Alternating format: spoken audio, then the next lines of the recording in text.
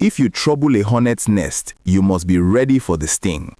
Just yesterday, we were celebrating the massive victory of the Nigerian Army and the Police Air Wing in Kogi State, where they rained fire on bandit camps.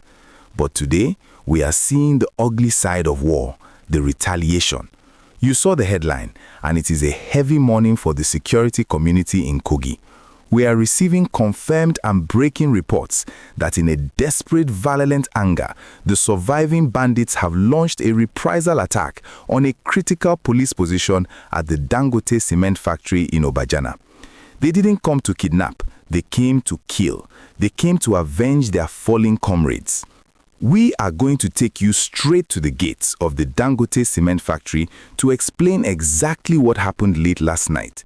We will break down how these hoodlums, numbering in their hundreds and wearing hoods to mask their identities, stormed the factory security post in a bid to overrun the police. We will also honor the bravery of the Civilian Joint Task Force, CJTF member, who paid the supreme price while defending that facility. If you want to understand why this attack is a direct response to the 200 bandits killed in the recent airstrikes and what this means for the safety of Nigeria's largest industrial hub, please do me a massive favor and smash that like button right now. It helps us show the world the sacrifices our local heroes are making. And if you are not yet a subscriber, click that button and turn on the notification bell.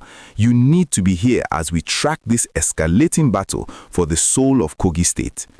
Let's get into the gist of this intense firefight. To understand what happened on Sunday night, you have to remember what happened on Saturday.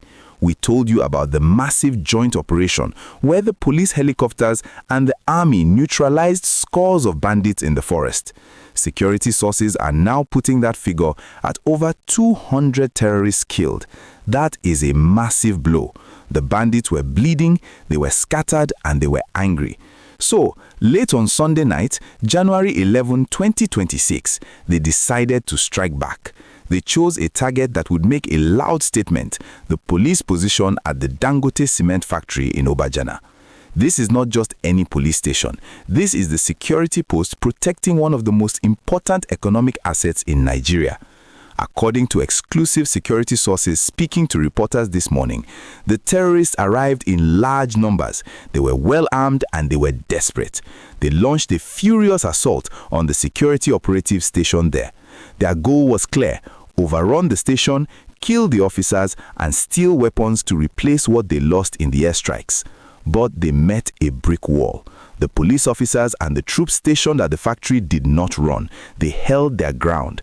A fierce gun battle erupted that lasted into the night. The security forces returned fire for fire. The sources confirmed that the bandits were successfully repelled. They could not breach the facility.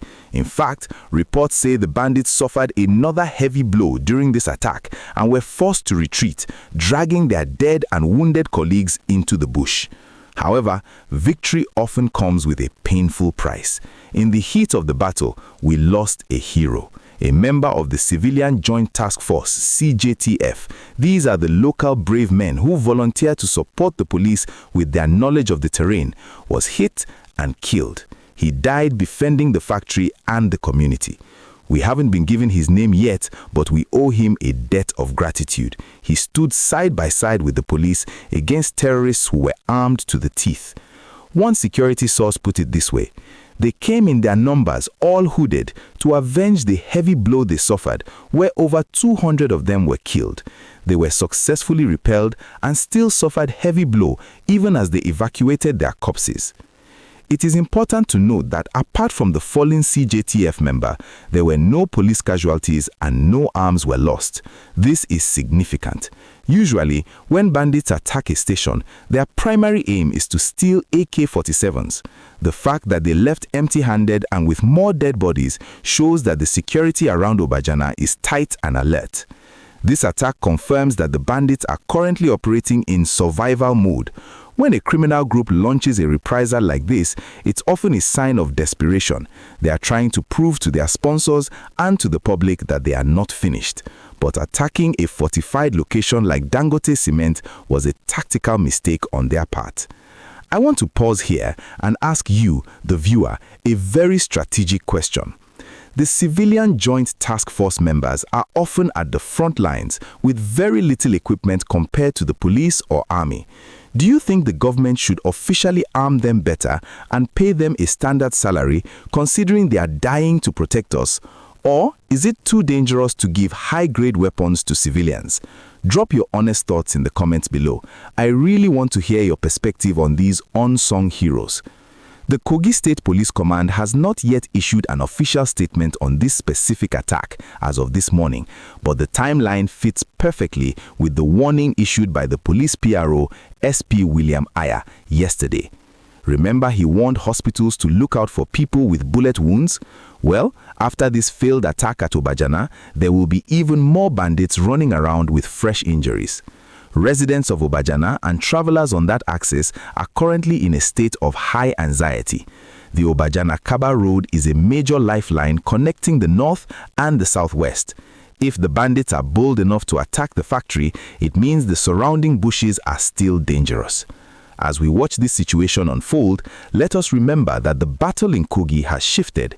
It is no longer just about kidnapping for ransom. It has become a fight for territory and revenge.